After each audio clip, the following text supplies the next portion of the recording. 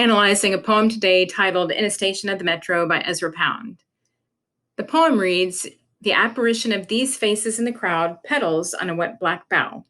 First thing we want to do to analyze this is pick out some words that are either uncommon, unknown, or maybe have multiple meaning. So I'm going to look specifically at apparition and bough. So the word apparition often means ghost, but this is a multiple meaning word, and one of the other meanings of it is unusual sight. The word bough is also something that may be familiar to you, but you don't necessarily know what it is. So I make connections when I read, which I think a lot of you do. And I always, when I see this word, think of the lullaby, Rockabye Baby on the treetop. Da, da, da, da, da, da. When the bough breaks, the cradle will fall. I don't know that the poet meant for that negative connotation to come up. I'm just making that particular connection.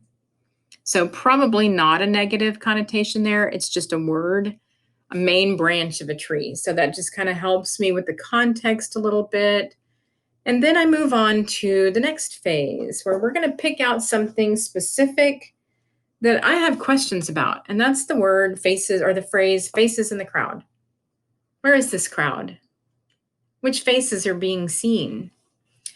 So let's go back to the title. We often breeze past a title. And within that title, there is a lot of meaning that we need. We need that not just in this poem, but anytime you're analyzing something, don't forget the title. So where are these faces in the crowd? Where is this crowd? It's in a station of the metro.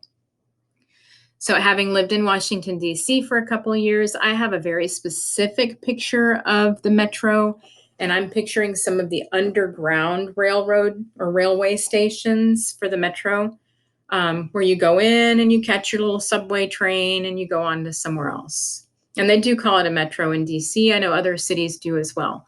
So that may be what you were picturing in your mind also was that underground station that during rush hour, gets very, very busy. Okay, but which faces are being seen? Oh, it's these faces. It's not faces in the crowd, it's these faces in the crowd. Sometimes these little words are also, like the title, something we breeze past. We ignore them because they are seemingly meaningless to us. But these faces is not meaningless. It's not a face. It's not any face. It's not some faces. It's not the face. It's very specific. These faces in the crowd. Right. So now we're taking a look at where the poet is. He's writing this image for us. He's in a station of the metro and he's seeing these faces in the crowd. So now we're kind of looking back at that word apparition. It's not likely that he's seeing ghosts in the metro. And there's not really anything in the poem that would lead me to that particular inference. So I'm going to go with the unusual sight. So I think these faces can help make that inference that these faces are the unusual sight. So now I've got inference-based evidence for something. And I'm moving on now to the punctuation mark. This we definitely don't want to ignore. Punctuation matters. In this case, we have a semicolon, which means structurally that this poem is actually only one sentence. We have two parts to that sentence. The poet decided to divide that onto two different lines for a reason. The semicolon often means that you're combining two things together into one sentence to complete one thought.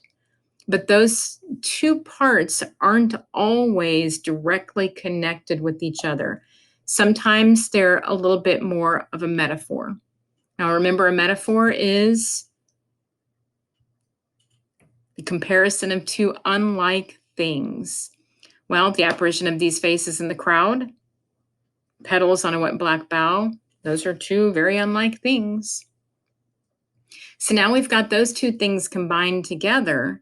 And when you take a look at those two sentence parts, you can kind of break apart and see if there's something parallel happening here.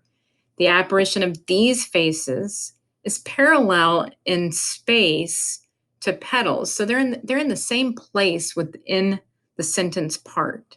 Same within a crowd. It's in the same place. It's parallel to wet black bough. So parallelism is definitely something that we want to remember also. So now I'm getting this picture in my mind, and some of you are already picturing it also. The apparition of these faces in a crowd, petals on a wet black bough. Okay, so there's the crowd. This is the station I was picturing, Pentagon City, underground. People are rushing to and from, going to work, coming home, so on and so forth. An unseemingly related picture is the petals on a wet black bough. This is a gorgeous picture. Love the picture. Black is absolutely beautiful.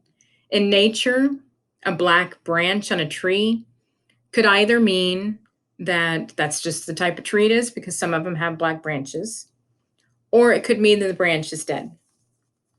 So that's something definitely to keep in mind as you're kind of putting your parts together into that metaphoric thought.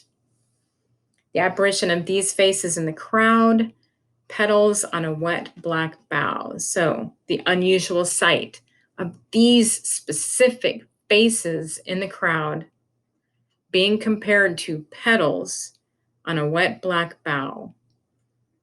So now I think you can probably start making an assumption about what the meaning is. You're making a text-based inference, and you're identifying evidence to help back up that inference. We've got the metaphoric thinking going on, and I want you to feel free to make your own interpretation of what this metaphor is saying.